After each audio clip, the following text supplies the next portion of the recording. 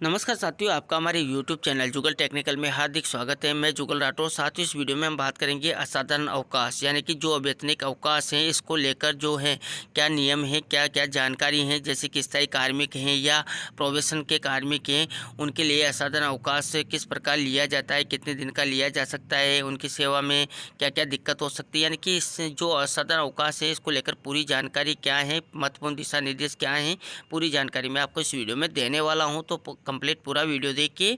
और आप हमारे चैनल पे नए और अभी तक आपने हमारे चैनल को सब्सक्राइब नहीं किया तो चैनल को सब्सक्राइब करें, बेल आइकन प्रेस करके ऑल पर जरूर क्लिक करें, क्योंकि ऐसी लेटेस्ट जानकारी मैं आपको लगातार देता रहता हूं। तो शुरू करते हैं। तो देखिए साथियों, असाधारण अवकाश का जो EOL यानी कि एक्स्ट्रा ऑर्डिनरी लीव मॉड्यूल जो है जारी किया गया है, इसके माध्यम से अब कार्मिकों को जो है ऑनलाइन आवेदन करना होगा। ऑनलाइन आवेदन किस प्रकार करना है, क्या क्या चीज़ें आपको भरनी होगी, और जो कार्मिक है वो ऑनलाइन आवेदन फिल करेगा और वो PO के पास जाएगा, और वो जो PO हैं उसको भी आगे फॉरवर्ड करेंगे और नियुक्ति अधिकारी के पास जाएगा, और नियुक्ति अधिकारी क्या क्या करेंगे पूरी जानकारी मैंने आपको उस वीडियो में दी थी। यानी कि EOL मॉड्यूल की आपको पूरी जानकारी लेनी है तो इसका मैंने अलग से पूरा वीडियो बना दिया है, वीडियो के डिस्क्रिप्शन में लिंक मिल जाएगा। अब देखिए, काफ़ी सारे साथियों के इसमें कमेंट थे कि जो असाधारण अवकाश है इसके बारे में अन्य जानकारी क्या है, यानी कि कैसा अवकाश है, कौन कौन ले सकता है, कैसे ले सकता है। तो देखिए, यहाँ पर दो प्रकार के कार्मिक है, स्थायी कार्मिक और एक प्रोबेशन वाले कार्मिक। देखिए, स्थायी कार्मिकों के बारे में बात करें तो स्थायी कार्मिक के लिए क्या रूल हैं। तो देखिए, ये अवकाश राजस्थान सेवा नियम जो RSR रूल है, नियम है 1951 के खंड प्रथम के नियम चिन्ह के अनुसार स्वीकृत किया जाता है। जब किसी स्थायी कार्मिक के अवकाश लेखा में, ध्यान दें कि जो भी स्थायी कार्मिक है उसके अवकाश लेखा में कोई अवकाश शेष नहीं हो तो असाधारण अवकाश स्वीकृत किया जा सकता है। यानी कि ऐसी स्थिति हो तब असाधारण अवकाश स्वीकृत किया जा सकता है। या देखिए, जब कार्मिक के अवकाश खाते में अन्य अवकाश शेष तो हो परंतु कर्मचारी स्वयं लिखित में असाधारण अवकाश स्वीकृत करने हेतु आवेदन करता है तो असाधारण अवकाश स्वीकृत किया जा सकता है। यानी कि तब यहाँ पर असाधारण अवकाश स्वीकृत किया जा सकता है जब कर्मचारी स्वयं लिखित में असाधारण अवकाश चाहता है। इसके बाद देखिए नंबर 4 पर, तो देखिए पुनरीक्षित वेतनमान 2008, यानी कि जो 2008 का पुनरीक्षित वेतनमान से पहले कार्मिक द्वारा अवैतनिक अवकाश लेने पर, यानी कि जो असाधारण अवैतनिक अवकाश लेने पर जितने दिन अवैतनिक अवकाश पर रहते थे उतने दिन वार्षिक वेतन वृद्धि आगे बढ़ जाती थी। यानी कि ये जो पुनरीक्षित वेतनमान 2008 है तब की बात है। लेकिन देखिए, पुनरीक्षित वेतनमान 2008 एवं 2017 में 6 माह से अधिक बिना चिकित्सा प्रमाण पत्र के आधार पर, ध्यान दें, बिना चिकित्सा प्रमाण पत्र के आधार पर अवैतनिक असाधारण अवकाश लेने पर वेतन वृद्धि आगे बढ़ जाएगी। चिकित्सा प्रमाण पत्र के आधार पर अवैतनिक अवकाश लेने पर वेतन वृद्धि पर कोई प्रभाव नहीं पड़ेगा। यानी कि बिना चिकित्सा प्रमाण पत्र के आप अवैतनिक अवकाश लेते हैं तो वेतन वृद्धि तो आगे बढ़ जाएगी, लेकिन चिकित्सा प्रमाण के आधार पर अगर लेते हैं आप अवैतनिक अवकाश तो वेतन वृद्धि पर कोई प्रभाव यहाँ पर नहीं पड़ता है। इसके बाद देखिए, खाते में अन्य अवकाश शेष होने पर अवैतनिक अवकाश स्वीकृति के समय यह ध्यान रखना आवश्यक है कि कार्मिक द्वारा असाधारण अवकाश लेने का प्रायोजन टैक्स में छूट लेने का तो नहीं है।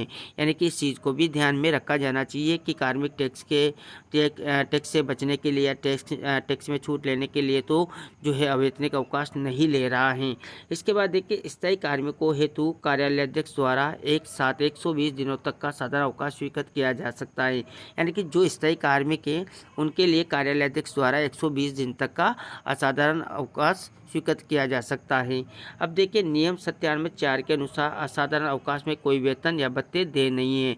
यानी कि असाधारण अवकाश जब आप लेते हैं तो उसमें कोई भी वेतन या भत्ता आपको नहीं दिया जा सकता, और कार्यालय अध्यक्ष द्वारा 120 दिनों तक का असाधारण अवकाश स्वीकृत किया जा सकता है।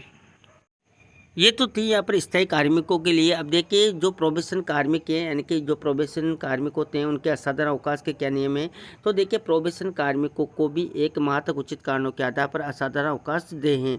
यानी कि उचित कारण है तो उनको भी असाधारण अवकाश 1 माह का मिल सकता है।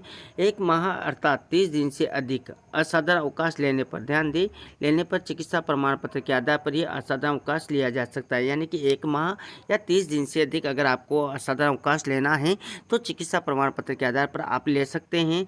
लेकिन देखिए यहाँ पर प्रोबेशन काल में राज्य की सेवा में, ध्यान दें, प्रोबेशन काल में राज्य की सेवा में नियुक्ति पूर्व से किसी नियमित पाठ्यक्रम की पूर्णता या प्रतियोगी परीक्षा की तैयारी की जा रही है तो उनको असाधारण अवकाश की अनुमति दी जा सकती है।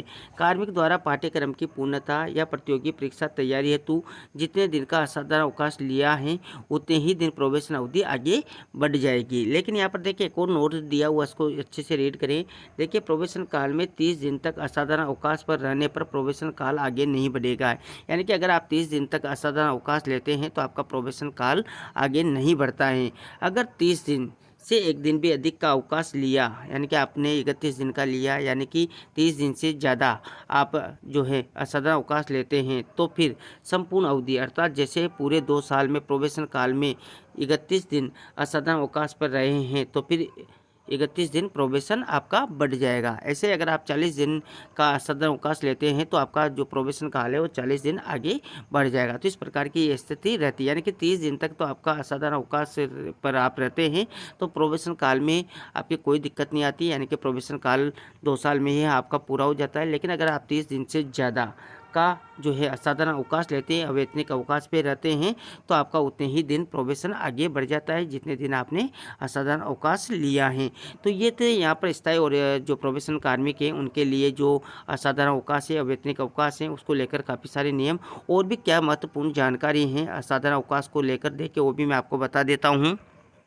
देखिए यहाँ पर राजस्थान सरकार स्कूल शिक्षा विभाग के द्वारा दिनांक 18 जून 2025 को एक परिपत्र जारी किया गया था। ये काफ़ी इंपॉर्टेंट परिपत्र है। देखिए प्रदेश में शिक्षा की गुणवत्ता और उत्तरोत्तर वृद्धि के लिए समय समय पर शिक्षा विभाग द्वारा प्रयास किए जाते रहे हैं। शैक्षिक गुणवत्ता के लिए विद्यालय और कार्यालयों में कार्मिकों की निरंतर उपस्थिति अनिवार्य है। विशेषकर विद्यालय में शिक्षकों के स्वेच्छा से लंबे समय तक अनुपस्थित रहने से शैक्षिक गुणवत्ता पर प्रतिकूल प्रभाव पड़ता है। इसमें सुधार हेतु निदेशालय स्तर से भी कार्मिकों की निरंतर उपस्थिति के संबंध में समय समय पर दिशा निर्देश जारी किए जाते रहे हैं। यहाँ पर देखें तो एक नियम है, वित्तीय नियम विभाग द्वारा ज्ञापन यहाँ पर दिए, इसका कोडिंग देखिए काफ़ी सारे यहाँ पर ऑर्डर हैं से प्रोबेशनर ट्रेनी द्वारा परीक्षा काल अवधि में लिए गए असाधारण अवकाश की स्वीकृति के संबंध में स्पष्ट दिशा निर्देश जारी किए हुए हैं। यानी कि जो प्रोबेशनर ट्रेनी होते हैं वो परीक्षा काल में असाधारण अवकाश लेते हैं, इसके जो स्पष्ट दिशा निर्देश है वो समय समय पर जारी किए गए हैं। देखिए तारीखें आप देख सकते हैं। इसके तहत देखिए प्रशासनिक विभाग स्तर पर स्वीकृति हेतु प्राप्त प्रकरणों के अवलोकन से ये ध्यान में आया है कि जिन कार्मिकों की अवकाश अवधि 30 दिवस से अधिक है उनका प्रथम 30 दिवस का असाधारण अवकाश नियुक्ति प्राधिकारी द्वारा स्वीकृत कर शेष अवधि के असाधारण अवकाश स्वीकृति हेतु शासन को भिजवाए जा रहे हैं। कतिपय कारणों में शासन द्वारा शेष अवधि को देखिए डाइज नॉन घोषित किए जाने की स्वीकृति प्रदान की जाती हैं, जिससे नियुक्ति अधिकारी प्राधिकारी द्वारा प्रथम 30 दिवस के असाधारण अवकाश स्वीकृति किए जाने एवं तत्पश्चात शासन स्तर से देखिए डाइज नॉन घोषित होने पर विरोधाभास की स्थितियां उत्पन्न हो जाती हैं। अतः उपयुक्त के क्रम में निम्नानुसार विभागीय निर्देश जारी किए जाते हैं। यानी कि यहाँ पर कुछ विभागीय निर्देश है वो जारी किए गए हैं। देखिए इनको अच्छे से रीड करें। नियमों के परिप्रेक्ष्य में स्पष्ट किया जाता है कि यदि कोई कार्मिक स्वेच्छा से बिना पूर्व अनुमति स्वीकृति के अनुपस्थित रहता है, यानी कि बिना अनुमति स्वीकृति के अनुपस्थित रहता है तो उसकी सूचना अविलंब संबंधित आहरण वितरण अधिकारी द्वारा नियुक्ति अधिकारी सक्षम प्राधिकारी को दी जाए एवं नियुक्ति अधिकारी सक्षम प्राधिकारी द्वारा स्वेच्छा से बिना पूर्व अनुमति स्वीकृति के अनुपस्थित कार्मिक के विरुद्ध राजस्थान सेवा नियम 1991 के नियम 86 और राजस्थान सिविल सेवा वर्गीकरण नियंत्रण एवं अपील नियम 1958 के नियम 16-17 में तुरंत कार्रवाई संपादित की जाए एवं यदि नियुक्ति अधिकारी सक्षम प्राधिकारी द्वारा स्वेच्छा से अनुपस्थित कार्मिक के विरुद्ध कोई कार्रवाई नहीं की जाती है तो उनका उत्तरदायित्व निर्धारित कर उनके विरुद्ध भी ध्यान दें उनके विरुद्ध भी राजस्थान सिविल सेवा वर्गीकरण नियंत्रण एवं अपील नियम 1958 के नियम 16-17 के अंतर्गत अनुशासनात्मक कार्रवाई संपादित की जाए। यानी कि जो 16-17 सीसी की कार्रवाई होती हैं वो होगी। इसके बाद देखिए वित्त नियम विभाग द्वारा जारी जो ज्ञापन वगैरह मैंने बताए थे ऊपर परीक्षा काल वालों के लिए कि निरंतरता में स्पष्ट देखिए स्पष्ट किया जाता है कि प्रोबेशनर ट्रेनी द्वारा परिवीक्षा काल अवधि में लगातार 30 दिवस से अधिक के असाधारण अवकाश लिए जाने की स्थिति में प्रकरणों में पूर्ण अवधि प्रोबेशनर ट्रेनी द्वारा परीक्षा काल अवधि में लिए गए संपूर्ण असाधारण अवकाश अवधि को शासन से स्वीकृति हेतु प्रेषित किया जाए। यानी कि जो 30 दिन से अधिक के असाधारण अवकाश लेते हैं उन सभी आवेदन को देके यहाँ पर शासन से स्वीकृति हेतु प्रेषित करना है। ये भी जानकारी में आया है कि परिवीक्षा काल अवधि में लिए गए अवकाश को यथा समय स्वीकृत नहीं कराया जाता अपितु कई वर्षों तक लंबित रखा जाता है। अतः कार्मिक द्वारा लिए गए प्रत्येक असाधारण अवकाश को अवकाश उपभोग से लौटते ही सक्षम स्तर पर प्रस्तुत किया जावे। परिवीक्षा काल अवधि में निरंतर लिए गए अवकाश को स्वीकृति हेतु प्रस्तुत किए जाने पर टुकड़े टुकड़े अवधि में प्रस्तुत किया जा रहा है, जो कि सरासर गलत है। कार्मिक द्वारा निरंतर अवधि में लिए गए असाधारण अवकाश को एक साथ ही स्वीकृति हेतु प्रस्तुत किया जाए। यानी कि निरंतर अवधि में कार्मिक जब असाधारण अवकाश लेता है तो एक साथ ही स्वीकृति हेतु उसको प्रस्तुत किया जाना है। ये भी देखा गया है, देखिए प्राय देखा गया है कि मेडिकल बोर्ड से बचने हेतु कार्मिकों द्वारा टुकड़ों में 1 दिवस कार्यक्रम कर अवकाश लिया जाता है। यानी कि जैसे कि 4 से 10 तारीख तक ले लिया और 11 तारीख को ज्वाइन कर लिया, फिर 12 से फिर चले गए, तो इस प्रकार की स्थिति कर लेते हैं जो अस्वीकार्य हैं। साथ ही लंबी अवधि के चिकित्सा आधारित प्रकरणों में नियमानुसार सक्षम प्राधिकारी द्वारा जारी चिकित्सा प्रमाण पत्रों को ही स्वीकार किया जावे, बिना सक्षम प्राधिकारी के स्तर से जारी प्रमाण पत्रों पर विचार नहीं किया जाए। ये भी देखा गया है कि ग्रीष्म अवकाश, शीतकालीन या मध्यावधि अवकाश से पूर्व 1 दिवस के लिए मात्र अपनी परिवीक्षा काल अवधि पूर्ण किए जाने हेतु कार्यक्रम कर पुनः अवकाश समाप्ति पर असाधारण अवकाश पर चले जाते हैं, जो कतई स्वीकार योग्य नहीं है। ये भी यहाँ पर काफ़ी सारे कार्मिक करते हैं कि ग्रीष्म अवकाश है, शीतकालीन अवकाश है या मध्यावधि अवकाश है, तो उससे 1 दिन पहले ज्वाइन कर लेते हैं और फिर दोबारा से जो है कार्यग्रहण करके पुनः अवकाश पर असाधारण अवकाश पर चले जाते हैं। ये भी स्वीकार योग्य नहीं है। देखिए नियुक्ति प्राधिकारियों द्वारा अपनी सक्षम प्राधिकारिता से अधिक अवकाश की पूर्वानुमति प्रदान नहीं की जाए। यानी कि जो भी नियुक्ति प्राधिकारी हैं